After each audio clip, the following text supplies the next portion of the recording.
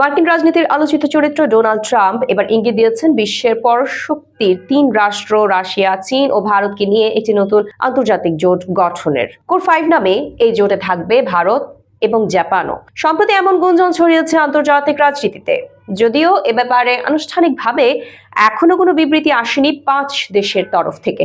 বিস্তারিত থাকছে রিপোর্টে।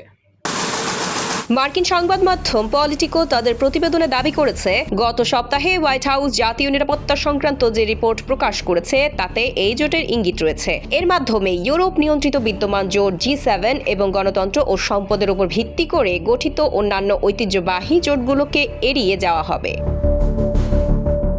এনডিটিভি রিপোর্টে বলা হয়েছে, যুক্তরাষ্ট্রের জাতীয় নিরাপত্তা সংক্রান্ত কৌশলে একটি কোর 5 বা C5 ফোরাম গঠনের প্রস্তাব করা হয়েছে, যার মধ্যে যুক্তরাষ্ট্র ছাড়া থাকবে চীন, রাশিয়া, ভারত ও জাপান। G7 এর মতো এই জোটও নির্দিষ্ট বিষয় শীর্ষ সম্মেলন করবে। প্রস্তাবিত কোর 5 এজেন্ডার প্রথম বিষয়টি হবে মধ্যপ্রাচ্যের নিরাপত্তা, বিশেষত ইসরায়েল এবং সৌদি আরবের মধ্যে সম্পর্কের স্বাভাবিকীকরণ।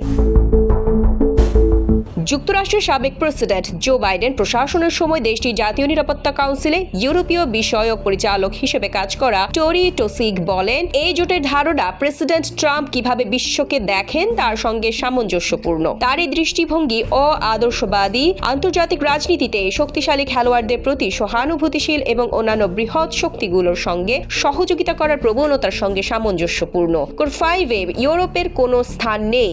আমি মনে করি এই পরিকল্পনা ইউরোপীয়দের বিশ্বাস করাবে যে এই মার্কিন প্রশাসন রাশিয়াকে ইউরোপে তার প্রভাব বিস্তার করতে সক্ষম একটি প্রভাবশালী শক্তি হিসেবে দেখছে।